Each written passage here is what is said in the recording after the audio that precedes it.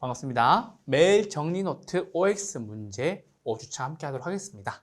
1번 순현가는 현금 유입의 현재 가치에서 현금 유출의 현재 가치를 차감한 값이다. 맞나요? 틀려요? 맞는 질문이죠.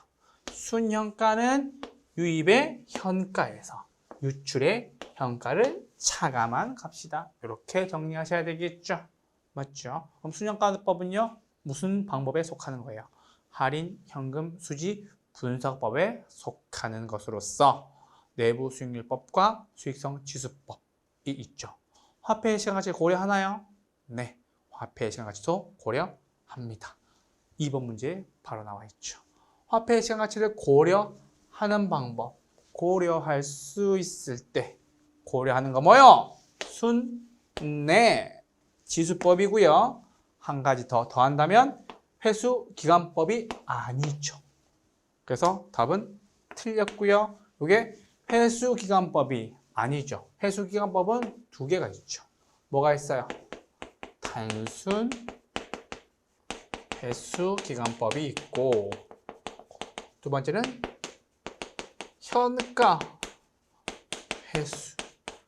회수기간법이 있는데, 단순 회수기간법은요, 시간가치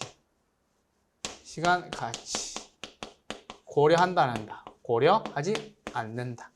현가 회수기간법은요, 시간가치 고려한다. 그런데 여기는 회수기간법이라고만 나와 있죠. 그것은요, 단순 회수기간법을 말하는 것이기 때문에 단순 회수기간법은요, 고려한다 안 한다? 안 한다 라는 거예요. 만약에 교수님 현가 회수기간법이 나왔어요. 그럼 맞는 지문인가요?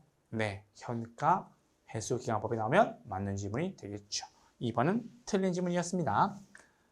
3번 대부 비율이 높아질수록 투자의 레버리지 효과는 작아진다라고 나왔어요. 작아져요?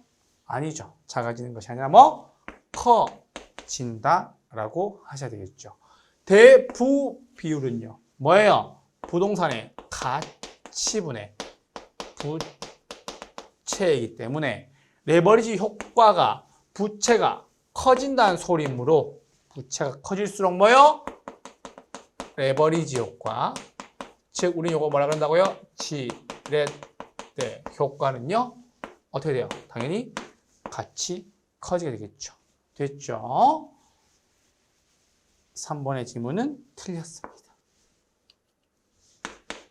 4번 대출금을 조기 상환하는 경우 원리금 균등 상환 방식에 비해 원금 균등 상환 방식의 상환액이 더 적다라고 나왔어요. 그래서 뭐가 더 적다? 원금 균등 상환 방식에 뭐요? 상환액이 더 적다. 요거 맞아요, 틀려요? 맞는 지문이죠.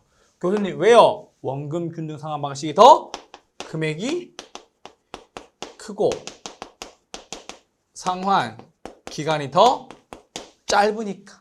이렇게 정리하셔야 되겠지.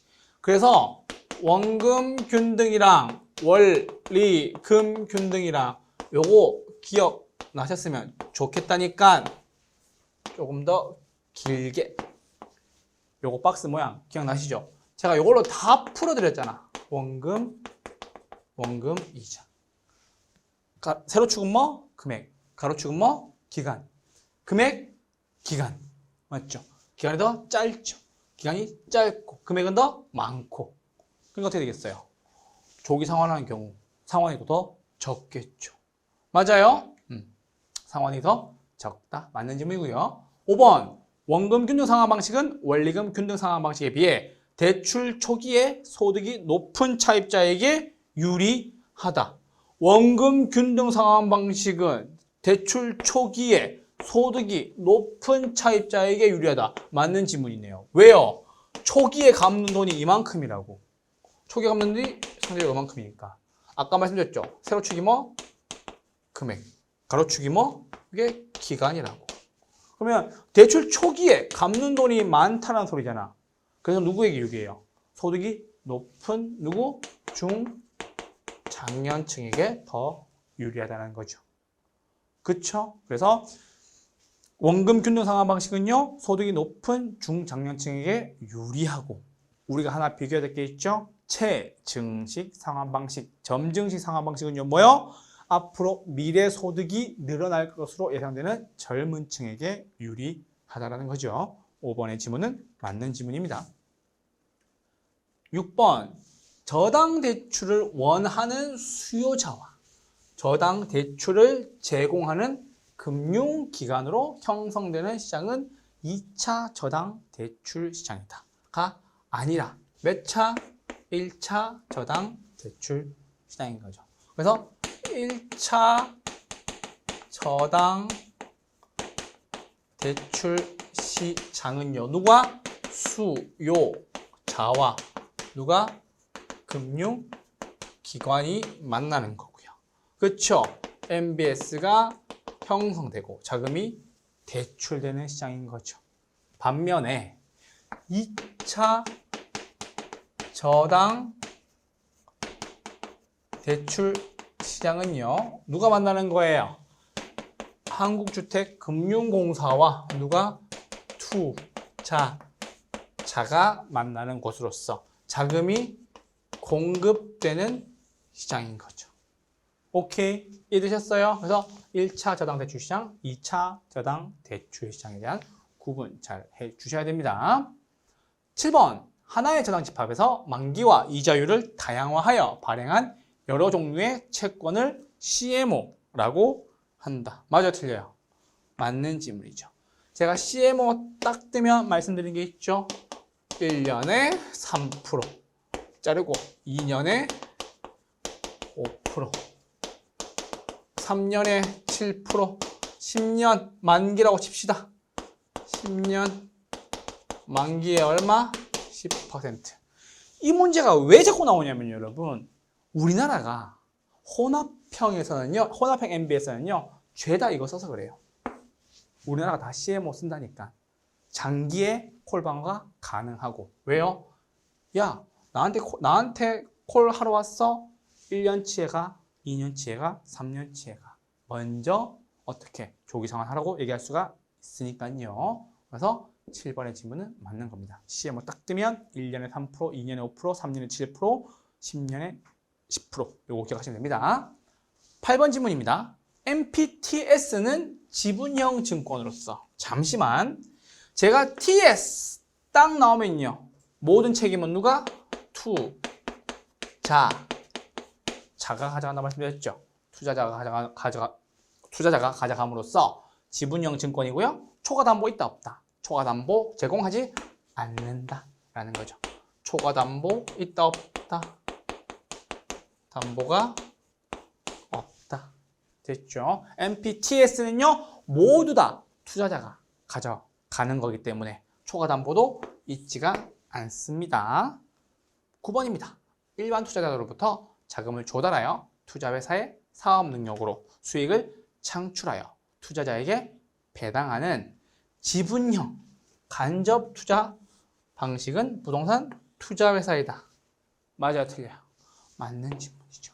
요건 여러분 제가 말씀드렸죠, 아까 신디케이트와 조인트 벤처, 뭐요? 리츠, 요거 세 개를 구분하셔야 되고요. 셋 다 지분형이고, 신디케이트만 직접, 조인트 벤처도 직접, 리츠는 간접 투자 방식이고요. 마지막 신디케이트는요, 뭐예요? 다수의 투자자. 조인트 벤처는 뭐예요? 소수의 투자자. 리츠는 뭐예요? 다시 다수의 투자자로 나뉘는 거고요. 우리가 방금 물어본 질문은 리츠니까 부동산 투자회사는 지분형 간접 투자 방식이다 라는 거 정리하시면 되세요. 10번입니다. 프로젝트 금융이 부실화될 경우 금융기관은 채권 회수가 곤란하여 해당 기관의 부실로 이어질 수가 있다. 맞아요? 틀려요? 부실로 이어질 수 있다. 왜요? 비소구 금융이니까요. 그 말이 무슨 말인데요? 망해도 돈 달라고 할 수 없다고요. 아까 우리 비소금융 하나 더 배웠죠? 어디서요? 주택연금에서요.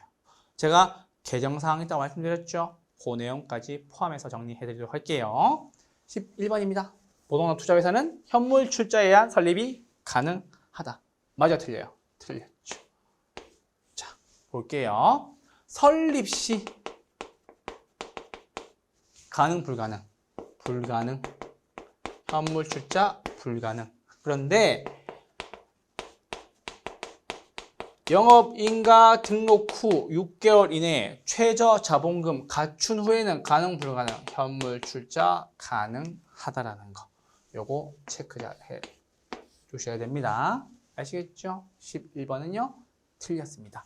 현물 출자는요, 설립 시에는 불가능하고요. 영업인가 등록 후에 6개월 이내에 최저 자본금을 갖춘 후에는 현물 출자가 가능합니다. 교수님, 이렇게 풀어줘야 완벽한 거죠. 12번입니다. 자기관리 부동산 투자회사는 자산운용 전문 인력을 포함한 임직원을 상근으로 두고 자산의 투자 운용을 직접 하는 회사이다. 자기관리 부동산 투자회사의 완벽한 정의입니다. 12번 질문 맞는 질문이네요. 이렇게까지 정리가 할 수가 있겠네요. 오늘도 OX 문제에 대해서 제가 여러분들께 확실하고 선명하게 틀린 부분을 체크하실 수 있도록 도와드렸어요. 문제 지문 하나에 따라 붙는 내용들을 함께 잘 정리해 가시면서 문제를 풀기를 바라겠고요. 이렇게 준비를 하셔야 문제를 보시는데 부담도 그리고 두려움도 위험도 없으실 거예요. 그래서 반드시 문제와 이론이 연계되길 부탁드리고요. 연계하셔야 하실 줄 알아야 합니다. 아시겠죠? 이렇게 해서 오늘 OX 노트 마무리 짓도록 할게요. 감사합니다.